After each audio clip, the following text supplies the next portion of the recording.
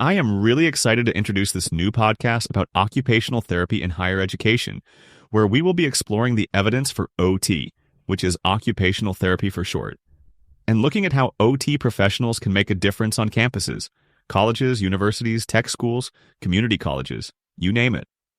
Dr. Karen Keptner is an OT who has worked with university students and other students who want to be in university for the last 10 years. We will be here together to talk about the evidence and what OT can do with students to support their success and well-being. And I'll be honest, most of what I know about OT comes from my mom. She needed OT after her stroke, and it was really great for her. But beyond that, I'm kind of blank. So I will be learning about the value and impact of OT along with everyone listening, trying to get to know what OT is and what OT can do. Dr. K is going to be our expert guide as we think about how we can support students with occupational therapy. My first question, Dr. K, is what is OT and where else do occupational therapists work? Thanks, Tim. I am excited about this podcast. You are not alone in wanting to know more about OT or wanting more information to understand us. It's a pretty wide field. A lot of people come into contact with OTs in places like hospitals and rehab centers. Others might have their own kiddos who need the services of OT in school or before they get to school, called early intervention services. Other OTs work out in the community working with people who have mental illness, supporting people who are injured on the job and need to return to work. This was my first job as an OT. But there are many more. For example, OT professionals can work with new moms and their babies, working on attachment and routines.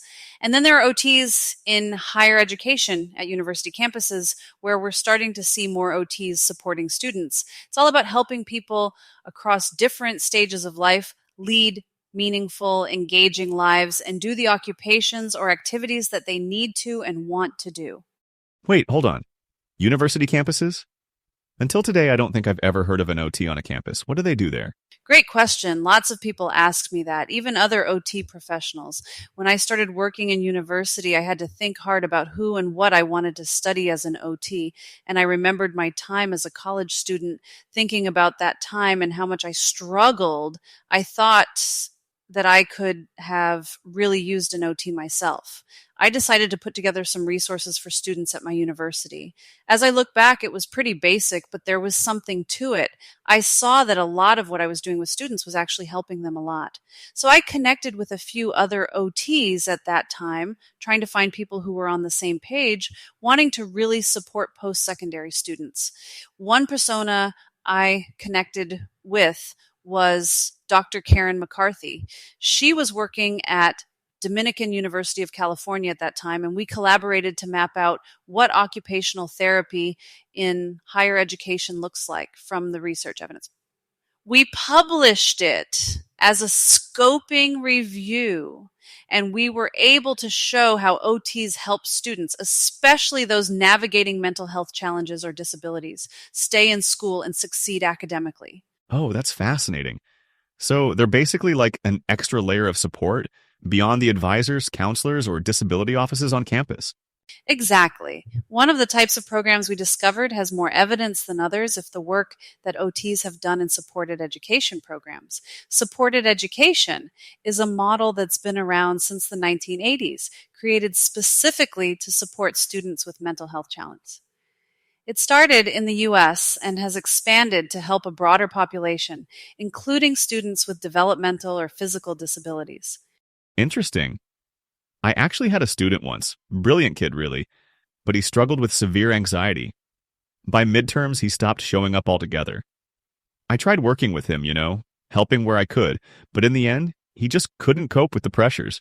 It stayed with me because I keep thinking, what could have been done differently? That's exactly the kind of situation where an occupational therapist could make a huge difference. Supporting a student like that might mean helping them develop new routines, learn coping strategies, or create an environment that minimizes their stress. It's all about enabling them to succeed in the role of student, like your mom with her stroke, but in this case, tailored to academics and mental health.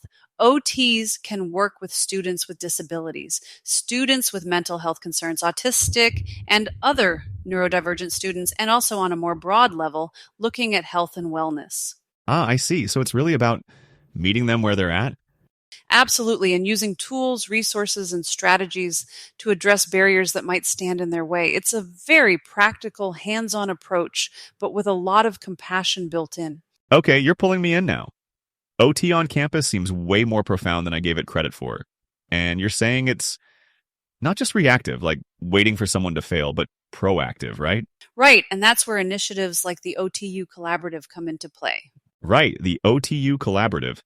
You mentioned it just now. What exactly is it? Is it more of a professional network, or does it go beyond that? You could think of it as a professional network, but it's more than that. It's an international learning community of occupational therapists who work with students in post secondary settings. They're united by this shared mission to enhance how OTs support students, especially in colleges and universities. Okay, that's pretty broad. What do they actually do, like on the ground level? Great question. One of their main efforts is creating a space for OTs to network, to meet each other, so that we don't feel so alone in this work. We also help practitioners who are either just starting out in this space or refining their approach. We have held webinars and share our work with each other. We also have a special listserv just for the group to ask questions and talk about current projects. OTU Collaborative has also turned into a space to help with professional growth. Last year, we hosted our first annual virtual symposium. We had over 100 people attend. Dr. Eichler is the symposium chair. Dr. Eichler and I were the brains behind the OTU Collaborative back in 2018. We met up at AOTA conference with the intention of doing something. We didn't know it at the time, but this is what it has turned into. That is really cool. But what's the impact? Like, are there any real world examples of this collaborative making a difference? There are so many examples, Tim. Occupational therapy professionals are using the network to learn about and share the evidence for OT and practice on campuses. We share ideas. We help OT students do training in this practice area, and we have supported capstone students complete projects that are related to post-secondary students. Individually, we each have our own experience and expertise that we bring to the group, and we learn so much about how we can uniquely support students. That's inspiring. This kind of work not only supports the students, this probably helps each campus system run more smoothly, yeah? Absolutely, because when students feel supported, they're more likely to stay engaged, succeed academically, and even graduate on time. It's a ripple effect. The collaborative is trying to take these wins and make sure people know about what we are doing and then help each other make them scalable across campuses worldwide. All right, now I'm curious. Is this kind of OT support happening just in the US, or are we seeing it elsewhere too? Actually, the US is behind here. In Ireland, there are a big group of OTs who work in universities. From what I understand, they weren't hired as OTs originally, but once the universities saw their value, they just kept growing their services across all the campuses in Ireland. It is really fascinating. So it sounds like OT support is growing worldwide, but I'm curious. What's one of the most creative or unexpected ways you've seen OTs stepping into university settings? Oh, there's definitely some innovation happening out there. For instance, in some post-secondary schools, OTs are working within inclusive certificate programs. These are for students with intellectual and developmental disabilities who may not be pursuing a traditional degree but still want that campus experience. OTs help them with both academic skills and, life skills, things like navigating social spaces or managing daily routines. Wait, so they're like coaches, but in this specific personalized way? That sounds transformative, honestly, for those students. It really is. And on the other end of the spectrum, we also see OTs stepping into roles like directors of disability services or learning specialists. They're not just providing interventions, they're shaping the policies that make campuses more inclusive and adaptive to everyone's needs. That's impressive, being part of that foundational change. But I'm guessing with something as broad as this, collaboration is absolutely key, right? Absolutely. Collaboration is at the heart of it, really. Internationally, OTs are working together to share strategies, research, and resources, partially helped out by the OTU Collaborative. Okay, so here's where I'm starting to think. If campuses fully embraced OT, not just as a service for students with visible needs, but as like a resource for the entire student population, What kind of impact could that have? Dream big for me. Oh, I love this question. Imagine a campus where every student has access to resources to learn skills for resilience and adaptability. For example, group workshops on managing stress, improving focus, or even time management. And for students who might be struggling, OTs could step in with individualized support to get them back on track before things spiral. It sounds like it goes beyond just fixing problems. It's about building a system where fewer problems arise in the first place, like prevention instead of reaction. Exactly, prevention and wellness.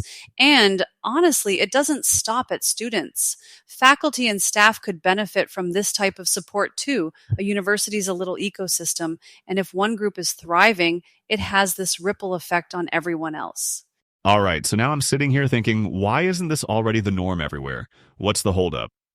Resources mostly, and awareness. Not every institution sees the value yet or knows how to integrate OT into their system, but that's changing, and collaborations like the OTU Collaborative are breaking down these barriers bit by bit. They're paving the way by proving one campus at a time just how impactful these services can be. Well, I gotta say, Dr. K, this has been eye-opening.